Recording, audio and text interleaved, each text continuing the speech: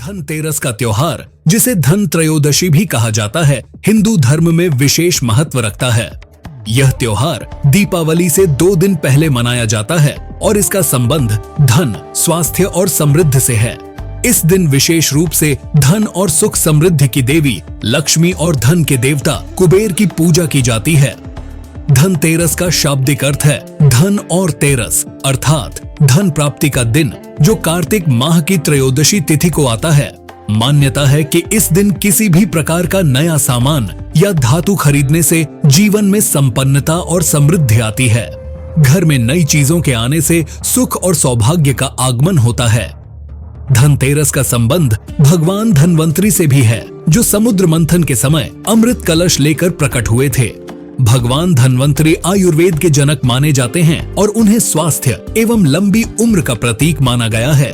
इसी कारण इस दिन स्वास्थ्य का महत्व भी अधिक होता है और कई लोग इस दिन औषधि व चिकित्सकीय सामग्री भी खरीदते हैं। धनतेरस से जुड़ी कई पौराणिक कथाएं हैं, जिनमें से प्रमुख कथा राजा हेम और उनके पुत्र की है। राजा हेम की कथा एक समय की बात है कि राजा हेम के घर में एक पुत्र का जन्म हुआ। ज्योतिषियों ने भविष्यवाणी की थी कि राजकुमार की शादी के चौथे दिन उसकी मृत्यु हो जाएगी। इस भविष्यवाणी से राजा हेम और रानी बेहद चिंतित हुए, लेकिन फिर भी राजकुमार बड़ा हुआ और उसका विवाह भी तय हो गया। विवाह के चौथे दिन जब यमराज को राजकुमार की आत्मा लेने के लिए आना था, तो उसकी पत्नी ने एक उपाय किया। उसने अपने पति को एक जगह बैठा दिया और उसके चारों ओर सोने चांदी के सिक्कों और बहुमूल्य गहनों का ढेर लगा दिया। साथ ही उसने पूरे घर को दियों से सजाया ताकि चारों ओर रोशनी हो और कोई अंधेरा न हो। उस रात यमराज सांप के रूप में राजकुमार की आत्मा लेने के लिए आए, लेकिन सोने चांदी के चमकते ढेर और दियों की रोशनी के कारण वे प्रवेश न कर सके। यमराज वहां बैठकर मंत्रमुग्ध होकर उन चीजों को देखते रहे और अंततः सुबह वापस लौट गए। इस प्रकार राजकुमार की जान बच गई और तभी से यह दिन धनतेरस के रूप में मनाया जाने लगा, जिसमें लोग अपने घर में धन और धातुओं का स्वागत करते हैं ताकि यमराज का डर न हो। समुद्र मंथन की कथा। धनतेरस का संबंध समुद्र मंथन से भी है। कहते हैं कि समुद्र मंथन के समय भगवान धन्वंतरी अमृत कलश के साथ प्रकट हुए थे। वह अमृत सभी देवताओं और राक्षसों के लिए अमृतत्व का प्रतीक था। भगवान धन्वंतरी के प्रकट होने के दिन को धनतेरस के रूप में मनाया जाता है। इस दिन आयुर्वेद के जनक भगवान धन्वंतरी की पूजा की जाती है ताकि जीवन में स्वास्थ्य और दीर्घायु का आशीर्वाद मिले। धनतेरस की परंपराएं और पूजा विधि।